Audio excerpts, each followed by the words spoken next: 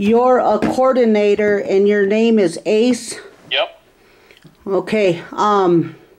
Dr. Ace, right? Our coordinator Ace of the Rapid City Region. Doctors. No, ma'am. Okay, but you work at Rapid City Regional Hospital, correct? Yes. Okay. Ace, I'm going to introduce myself and I'm going to tell you what's going on. Okay. First off, Tokaya Tungashila Wopla Waku, Lemiecha Matowiya Hemie, Na Champe Opio Matiwa. I want to thank the Creator first. My name is Bear Woman and I do come from Wounded Knee. I'm a law advocate, assistant judge, and a Tetuan Treaty representative coming out of Pine Ridge. Okay.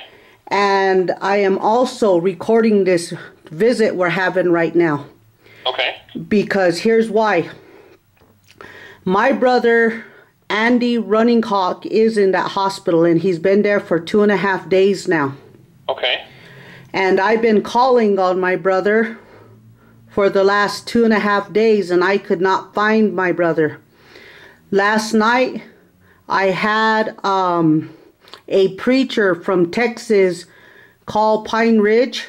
Okay. And then he called Rapid City and he found my brother. And this preacher man never ever met my brother in his whole life. And I also deal on a national radio station called Renegade Radio with famous country and western singer Lacey J. Dalton. And that radio show goes from California to New York, and because I videotape it, okay, it goes worldwide. And I am talking to 7 ambassadors of the United Nations. So therefore, right now, I'm very disappointed that the Rapid City Regional Hospital is keeping my brother from me, because technically my name was on that piece of paper. My brother has been on dialysis for a very long time now. And our mother, her name is Barbara Mary White Magpie. She died of alcoholism in 1983. Thelma Mestis is not Andy's mom. Jill Mestis is not Andy's sister. Andy has two sisters. That's Julie Marshall, Joanne Spotted Bear. That's me. He has one brother named Juan Marshall, and he lives down in Oklahoma.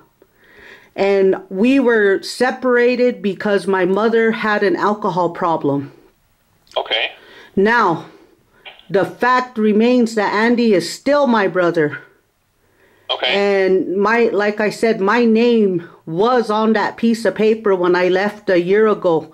And I asked the doctors back then, and I told them Andy is still smoking weed. He is not to be smoking marijuana or drinking because he was on dialysis. Okay. And he was. And so I asked for Andy to be put in a home, but they said Andy had to be the one to do that. Okay. And he never did it. And Andy has been in and out of hospital a very long time, and last year his stomach was cut out.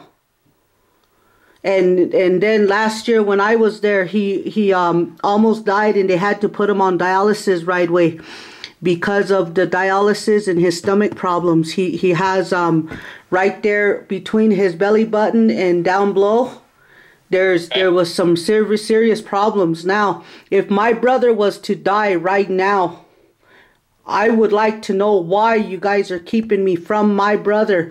And why can a preacher man that never met my brother in his whole entire life get information that I can't as a biological family member and the one that had my name on that list? Because I personally put it there.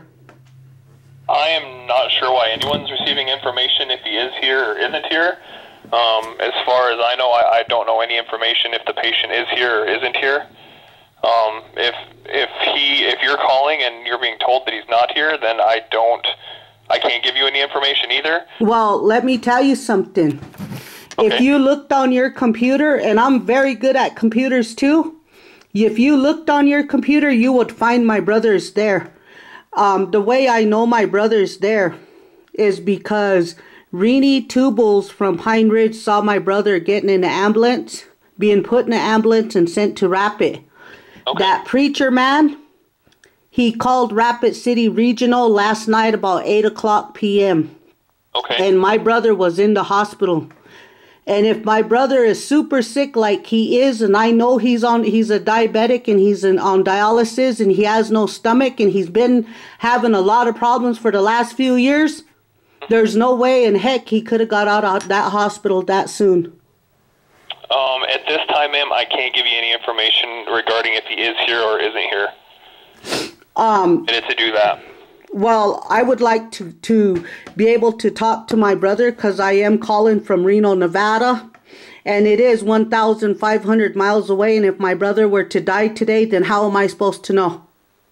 I cannot, if he's here, I can't permit you to talk to him. Why? That's not up to me. I am his next of kin. I am. That, ma'am, but if the patient is here or isn't here, I'm not allowed to release that information, and I'm not allowed to. By who?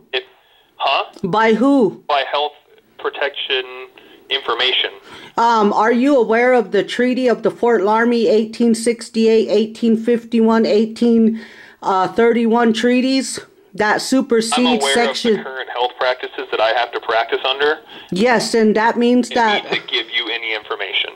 No, under the treaties, you're supposed to take care of the Indians, not keep us from each other. I understand that you have your own information, and I have mine too. And as far as my job goes, I cannot give information out. That is a violation, and I could lose my job for that. And it would also be violating the treaties because Andy is a treaty member of the Pine Ridge Indian Reservation. I believe you, but if he is a patient here or is not a patient here, I still can't give you any of that information. The Rapid City sits on Black Hills land, the Lakota Sioux territory. I should be able to talk to my brother.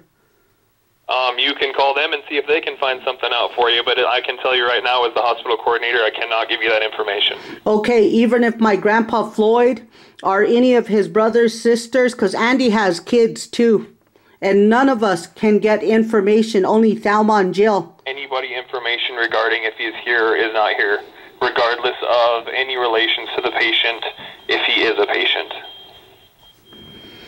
Okay, thank you for your time. I'll be putting this, sending it to the United Nations and sending it to different lawyers as to how you're denying me my brother's and I's rights under Treaty of the Fort Laramie 1851, 1868, and 1831. Okay, sounds Thank good. you. Thank you. Mm-hmm.